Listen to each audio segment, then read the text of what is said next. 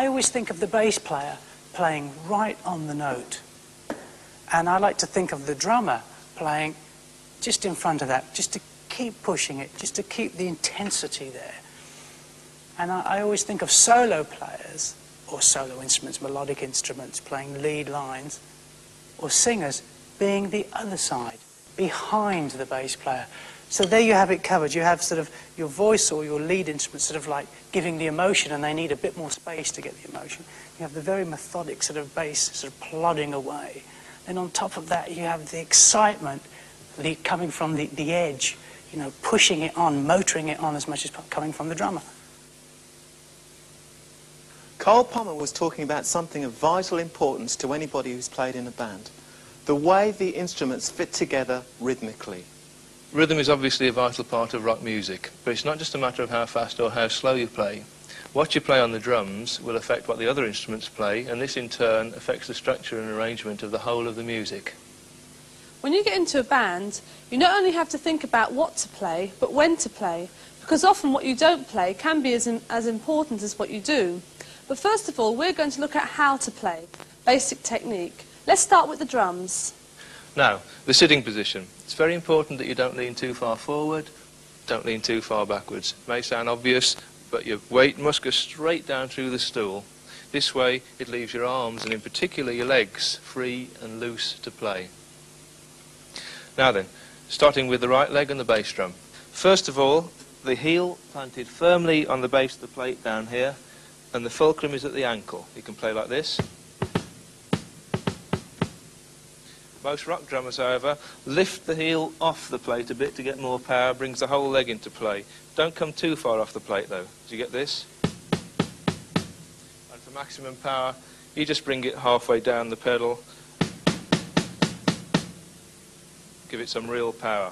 Now then, the third method is to combine those two together. It's quite useful for certain boogie type things, like this one, for instance.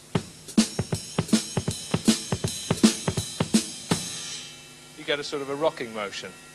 The hi-hat, same sort of thing. You don't need as much power, of course, but you still can lift the heels off to get a nice balance between the 2 feet. Alternatively, you can rock it the same as the right foot. Onto the hands, 2 basic grips. First of all, the match grip, which is what most rock drummers use.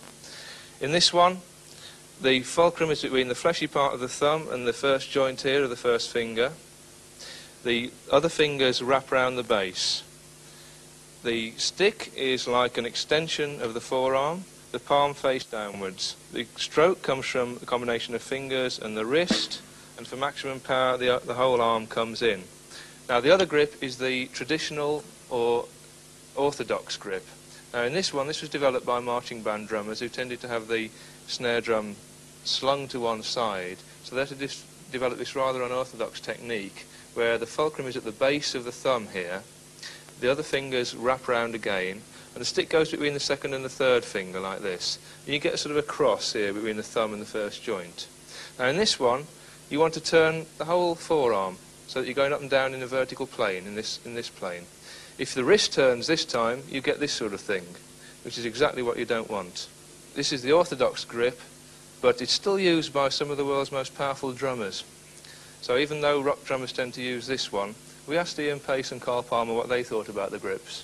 I would say to anybody starting off that the match grip, really, I mean, so many, well, maybe 95% of the rock drummers today play like this. I personally think this is a better way to play, mainly because the whole of the percussion family uses this particular grip. Timpani, vibraphone, glockenspiel, even tubular bells, you're playing that way. When you consider the orthodox grip only came through the fact that it was a military style for a man marching with a snare drum angled across his leg. I mean, it was impossible to play it like that, really. So that was that. They developed that style. On a modern drum kit, you don't actually set the drum like that. So what's the point in using it? One thing you do have from this particular grip is there's a little bit of finger control which goes in there, which, you know, you can get this way, but I think there's a little more. There's some very well-known drummers who have actually made a lifetime sort of style out of like this finger technique. But that's not the only thing that you can do on rock drums. Listen to this.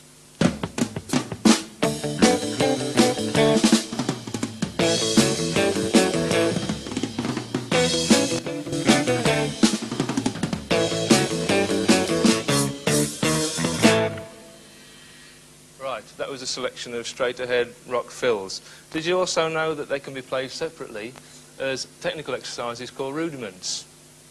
Now then, very briefly, I played flams, 3 strokes, 4 stroke, and they're based on the primary rudiment, which is the single stroke roll.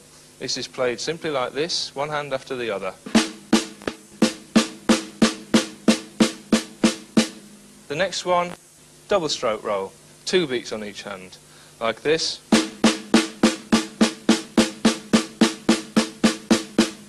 If I mix the singles and doubles together, you probably hear the difference a bit better, like this, say.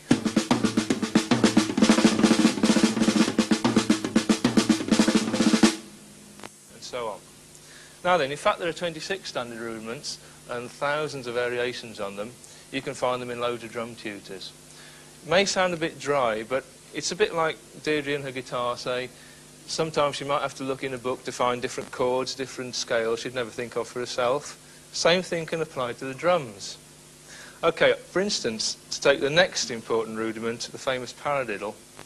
Now this one you probably wouldn't think of for yourself, but it's very important because it mixes singles with doubles in the closest possible pattern in this fashion.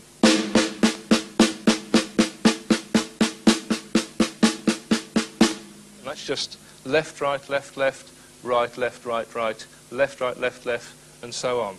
Now then, we asked Carl Palmer and Ian Pace to show us just what you can do with a simple pattern like that. Just a couple of simple, for instances, with a paradiddle. One is just using a straight 4/4 tempo between, and putting the paradiddle between the bass drum and the snare drum. If you take a paradiddle being right, left, right, right, left, right, left, left. So you take that between the snare drum and the bass drum, you get.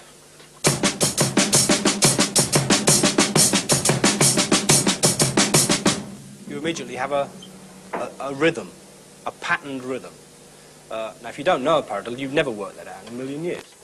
But it's so simple to do. You take the same thing, you can have an interesting paradiddle pattern between.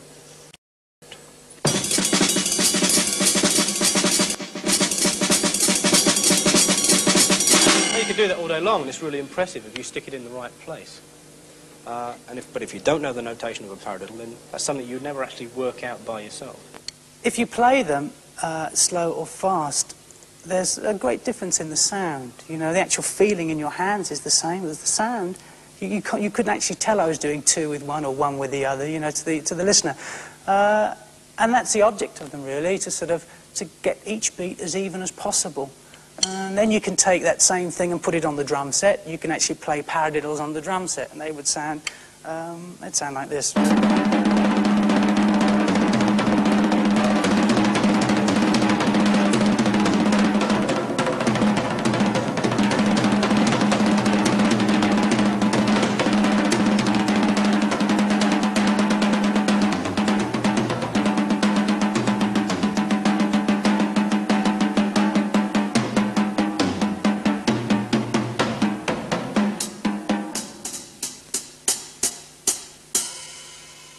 Moving on now to the bass and guitar, we're going to look at left and right hand techniques.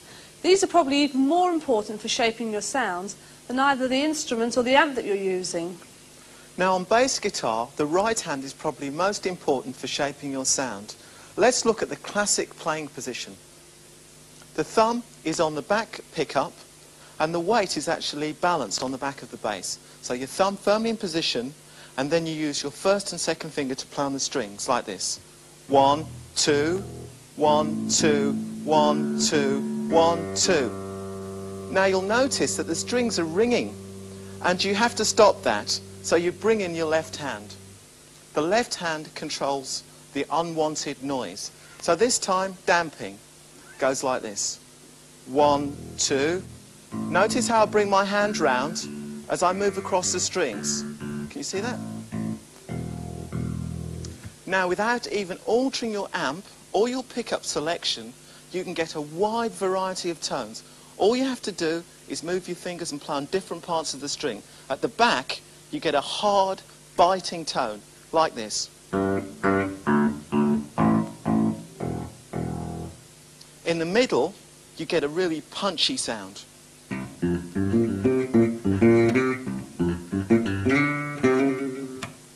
And at the front of the bass, you get a real bassy sound.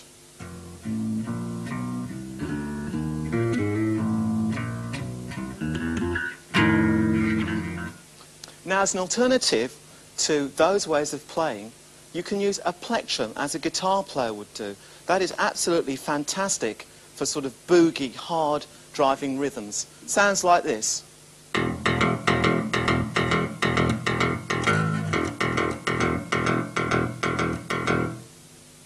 Now, there are probably as many different right-hand styles as there are bass players, so we went out and asked a few how they did it. Notice the variety of different tones they managed to get, purely by the way they attacked the note. I never intended to play with the plectrum, I mean, apart from as he picks up his Duran Duran plectrum. The first single was Planet Earth, which was just... What is it? I'll do that again. I simply just couldn't play that, you know, at that pace with my fingers, at least not yet anyway. And apart from that, it was the only time I ever used a plectrum. It's not snobbery or anything, it suits some players. You know, I saw Thin Lizzy the other night, and I mean, it would just not work for a band like Thin Lizzy, you know, with a finger style. But I felt for us, I wanted a very... I don't like the actual click that you get on the strings when it takes away from the actual note itself. At least when you hit a... All you get is the bass note. You know, you don't get any percussion sound off your fingers. But this finger, like, can't get that sound from that note. Can't get it heavier. Can't get it lighter. Can't get it much deader. You know, same note. Do you use your thumb? Yeah, depends on the sound. Like the thumb, if I want like a dead sound, right, and if I want just like that. If I want a deep note, a lighter note, right? So, you know, it just depends on how I move my hand. I find my right hand changes position at least probably about 10 times during a song, just to get different effects and different sort of playing styles.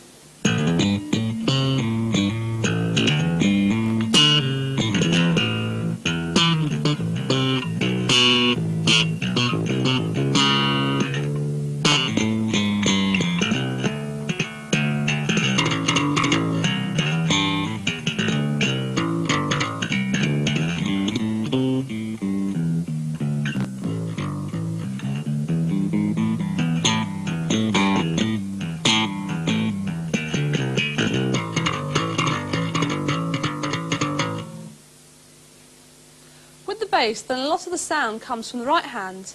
With the guitar, though the right hand is very important, it's often the left hand that does most to control the sound. So we talked to some guitarists about their left hand styles. When you're playing the chord, you don't actually press the strings firmly onto the fretboard as to cause a sound that will, you know, you'll hear every note in the chord, like, you wouldn't, you know, hear that. You'd hold that chord by just resting your hand above, you know, the position of that chord and just hitting it. So it sounds, you know, but you can still make out that there's a chord there, but it's being muffled.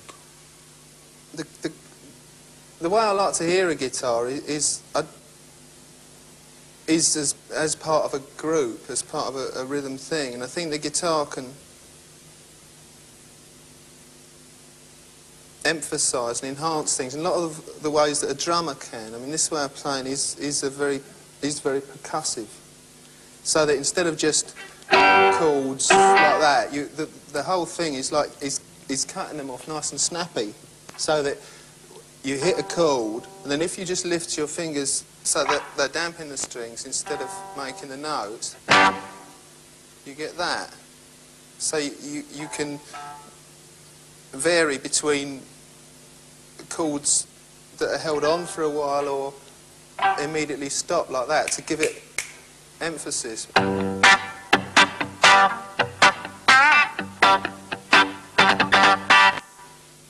So let's look now at the guitar right hand, and first of all at plectrum technique.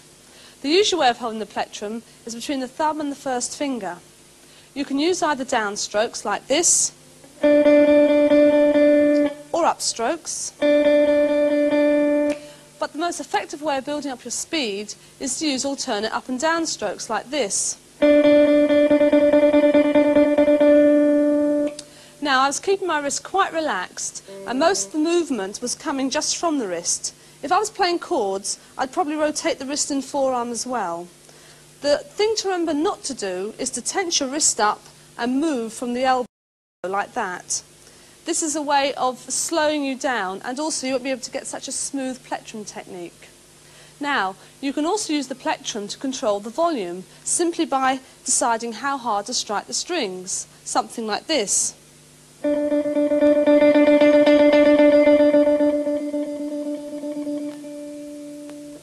The last right hand technique I'm going to look at is damping.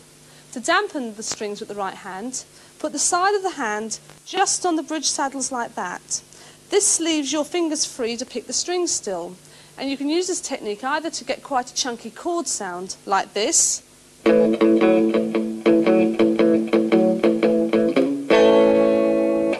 or if you want to play single notes and get quite a percussive sound, something like this.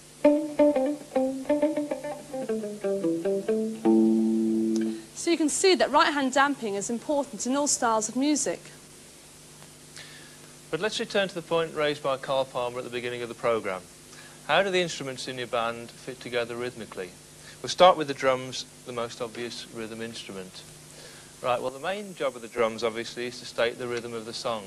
And a rhythm we define as a regularly repeated pattern in time. In music, time is divided into units called bars, and in rock, most bars are divided into pulses, 4 pulses, called beats, like this. 1, 2, 3, 4. Bar 1, 2, 3, 4. bar 2, 1, 2, 3, 4. bar 3, 2, 3, 4. bar 4. 1, 2, 3, 4. A bar, an even amount of time, split into 4 even pulses called quarter beats. You can take that same bar and split it into 8 even sections. It would sound like this. 1, 2, 3, 4, 5, 6, 7, 8. 1, 2, 3, 4, 5, 6, 7, 8. You can split your bar into 2, like this. 1, 2, 3, 4. 1, 2, 3, 4. And now we've got a rock beat. Let's add the band to that.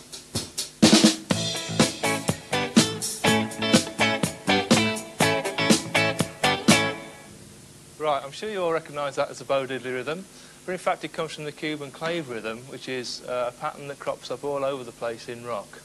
Now, so far we've been talking in 2s, 4s and 8s, but the first measure of the clave rhythm is an odd pattern, and the accents fall on the 1st, 4th and 7th of my hi-hat 8th beats, like this. 1, 2, 3, 4, 5, 6, 7, 8. 1, 2, 3, 4, 5, 6, 7, 8. Now, these odd accents are called syncopations, and it's syncopation that can really make a rhythm drive. The other half of the clave pattern is an even pattern, which seems to answer the instability set up by the first half. Now, this question and answer, call and response, is a common feature in all of rock music, and we'll come back to it again and again in this series.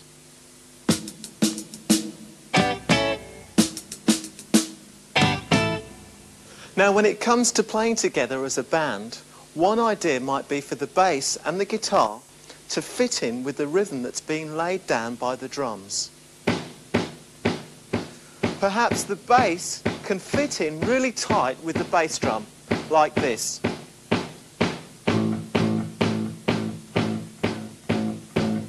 While the guitar could match the snare pattern like this.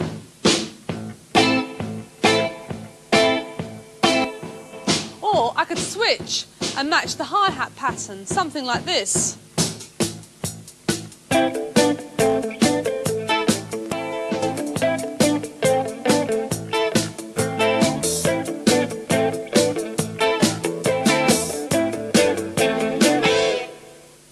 To add colour, If the drums does a fill or plays an accent, it sounds great for the guitar and the bass to go with it. Something like this.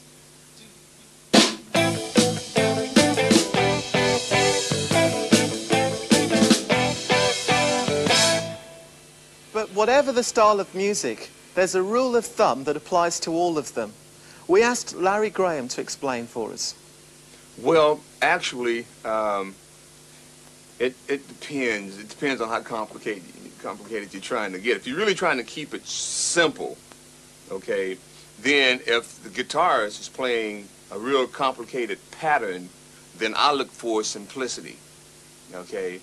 And another thing that's really important too, I must say, if there's a vocal involved, then we both should be pretty simple and let the vocal stand out in front until we go to the bridge or until somebody starts to take a solo, then we can stretch out, so to speak. But basically, if he's playing a complicated riff, say like in the key of E, I'd find something pretty simple, like play a riff in the key of E, Tony. I'll show you what I'm talking about. Like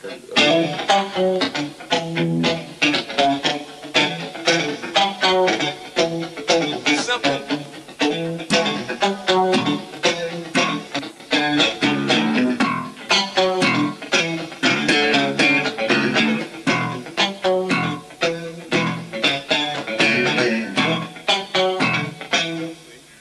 So I found the simplest thing I could find to lock that down right there. See, then if the drums would have came in, the drums pop, pop, pop, right there. See, so really, since he's starting now, by the same token, if I started something real complicated, then he'd try to find something simple to play. You know, maybe well.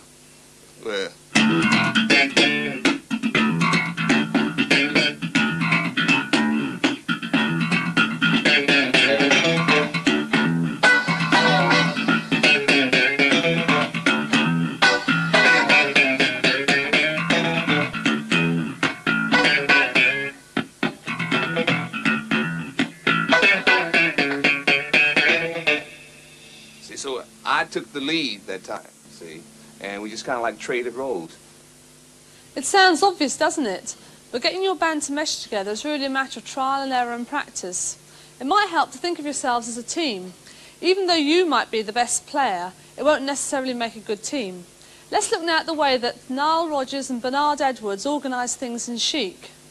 You got to complement each other. I mean, if you're going to go in, you can create things where you're fighting each other or you go against the groove or things like that for a moment. But for the basic dance thing or listening, it sounds better when everything kind of sounds like it's flowing along together. I guess that's why they call it a rhythm section. It's basically four people playing together to make a rhythm pattern that sounds like one overall rhythm pattern instead of four distinctly different patterns.